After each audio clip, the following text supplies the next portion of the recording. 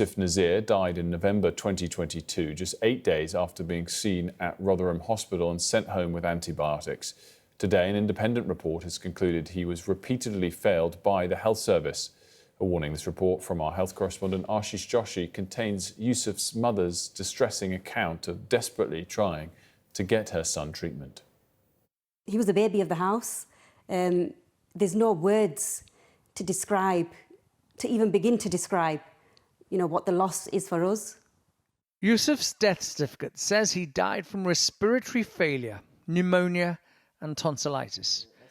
Now an independent investigation has found the 5-year-old boy was failed by the health service. Clear across all settings, the healthcare system failed to truly hear the family's voice. In November 2022, Yusuf's mother Soniya took him to Rotherham General Hospital, and later an ambulance rushed him to Sheffield Children's Hospital.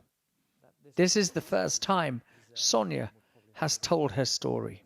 So I carried Yusuf floppy, with his eyes rolled back, struggling to breathe, myself to the nurse, and she said, "We're too busy, we can't get a doctor, you have to wait." The report mentions the staff should have trusted the mother's instinct. What was your instinct telling you? I knew that something's not right. Before they even escalated it to the ICU, I knew Yusuf was very, very, very poorly, but nobody else picked it up.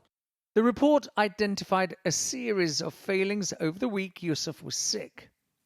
23 separate healthcare contacts across 4 NHS organisations were responsible for his care, but there was no coordinated record or oversight.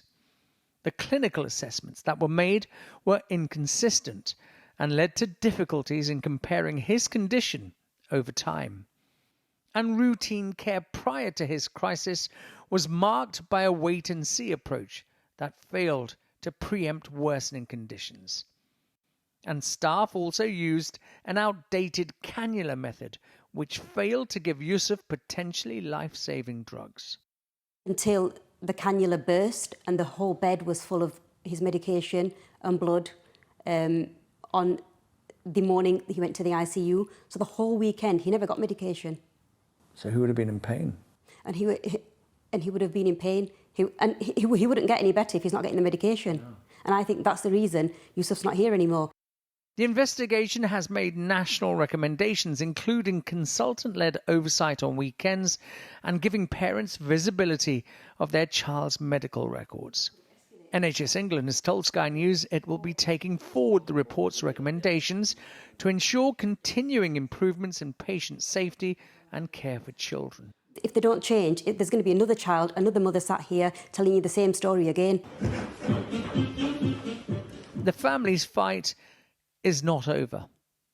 Soniya is demanding a coroner's inquest into her son's death so she and her family can finally have closure. Ashish Joshi, Sky News in Sheffield.